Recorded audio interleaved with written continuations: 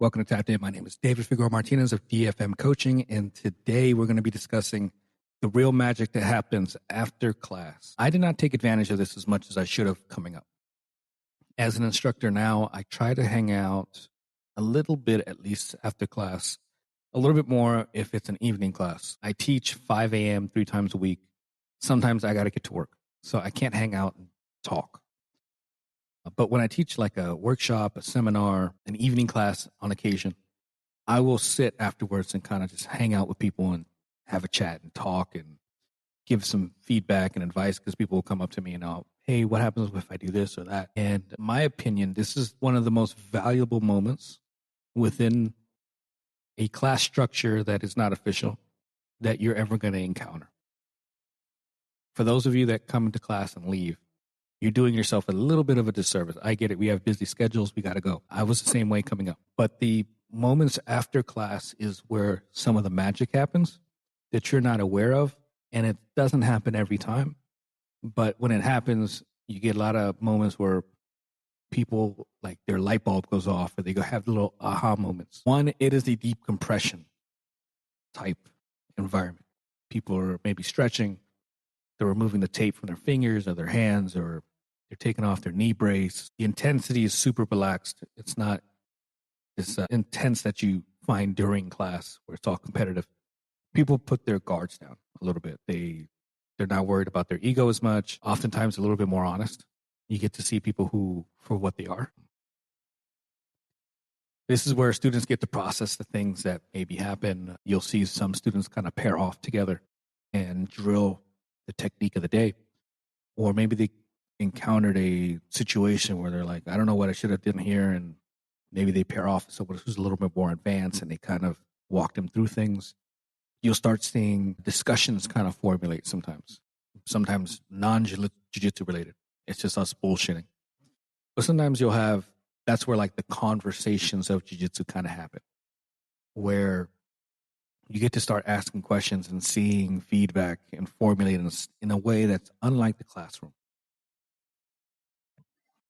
It's unlike anything else that you're going to see. It's a little sometimes like the Q&A that you might encounter at certain classes. It's where community starts to build deeper than just with sparring and drilling. These conversations start to build a little bit of trust because people can ask questions almost informally. There's no worry about the instructor thinks it's a dumb question, or the whole class is watching me listening to this question that I'm about to ask. And is it dumb? Do I feel weird for asking it? Should I have known? This is a moment where none of that matters. And the conversations are a bit more informal and friendly, more so than during the class. The students start to realize that the struggle isn't just theirs.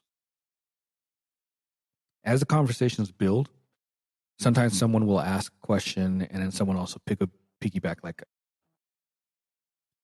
I was at one just recently and someone said, so when does it click? And it was me and a couple of people, one other black belt. I think it was 4 of us, 5 of us, something like that. And the black belt, Mark, he gave his opinion, and then I stated mine, and mine was, you're going to have several moments in your career where you're going to click. Things will click. Things will start to click at blue belt. Things will start to click at purple, and so on. Sometimes things that clicked will feel differently the second time around or third time around, and then it'll click better. And then I said, sometimes you'll get to black belt, and then some things will click more so, like differently. I don't know. I don't really know how to explain it. The clicking, those moments where you feel like the light bulb moment or something clicked for you, don't stop at a certain belt, and they happen throughout your career, was my point. So we started discussing that, and we started getting into like how should students be approaching training with black belts, and how sometimes everything feels like a trap and blah, blah, blah. And I said, one of the things that you guys sometimes do, and just you guys in general, students, you give way too much respect to the black belt. Like we have all the answers, or that we are infallible. So you come in with a lack of confidence and execution because you're so worried about everything that we're going to do. When honestly, if you just came in and you were 100% committed to whatever it is your goal was or your game plan was, the round would go different for you. And that was a little bit of a, like, that's a conversation that doesn't happen in class. It's a conversation that happens when you're informal and you're just having informal, wide discussions. And my hope was that he understood what I was trying to say, where you just, hey, I'm just going to go. Let's see what happens. So there's times when I know I'm going against another black belt and they are vastly better than me. And I'm just like, I'm going to go. They're bigger, they're stronger. Let's see what happens. Sometimes I get it, sometimes I get got, and it's okay. But these moments of like these community discussions open pathways to other topics that we don't necessarily talk about. I remember a student of mine had gone to a women's seminar or camp or whatever it might have been. And in discussing things, she realized that, and I don't remember how it was brought up, that many of the other athletes don't actually have game plans, something around those lines, which is not surprising to me. Because when I go to other gyms and I'm discussing, having conversation with people, oftentimes some places, like they don't even know that they're supposed to have a game plan. Sometimes these students are just like winging it the whole time. And I mean specifically like white through blue. And you get to purple and you start understanding, you start having a game plan based on your interests. It's a different level. But sometimes at white and blue, all you're doing is surviving, that you haven't even thought about a game plan. But my student was like, I'm already ahead of the curve. And having these discussions, she realized that, oh, I am already thinking game plan because my instructor's been harping on it. And those are the kind of things that sometimes when you have these conversations outside of the gym and in other environments, you can pick up things that you weren't aware you should be picking up. You might be at a gym that has 400 students and you don't have these moments at all with your instructor, or they don't specify these things. They just talk about the technique of the day or the technique of the week, but they're not having conversations about, hey, you guys should be game planning. You should be implementing goals within a given round. You should have a starting point, and then you should have branches based on what your opponent's doing or not doing. But you won't realize that sometimes until you have conversations with other students, specifically from other regions or other gyms. So it's really easy to feel like I have it figured out, but you don't know what you're missing because you haven't had the conversation. And then sometimes you might feel like I'm the only one that's feeling this way. And when you have this discussion about plateaus or that feeling that everyone's getting better faster than you, and other people chime in, and then you're chiming in, and you're realizing, oh, we're all having this fucking feeling. So I don't feel so bad now. We're all having the same feelings and battling the same shit. That conversation had to be had in order to understand that. And also, it also gives you mental health and like support. I have a student who's going through something. I've had several students go through things, but I'm having one that's going through something now. And we were chatting about it in the gym or the gym bathroom. And he was going into what he's going through, and I was trying to provide some support and give some feedback on the things that I've kind of experienced unrelated to what he's gone through. But I thought it could benefit in some ways. The conversation extended into the front area where we have a couch and the front desk. And there was three of us just chatting, and we would ask questions. So how are the kids doing it? And he just kind of opened up. And I can tell he needed it, and I can tell that it was going to be a beneficial conversation, because sometimes, especially with men, we don't have these spaces where we can have this conversation openly, because when we do it with our families, it takes on too much weight. And sometimes with the family, one person will explain what the conversation was with someone else who maybe you didn't want it shared with. So you don't have the conversations.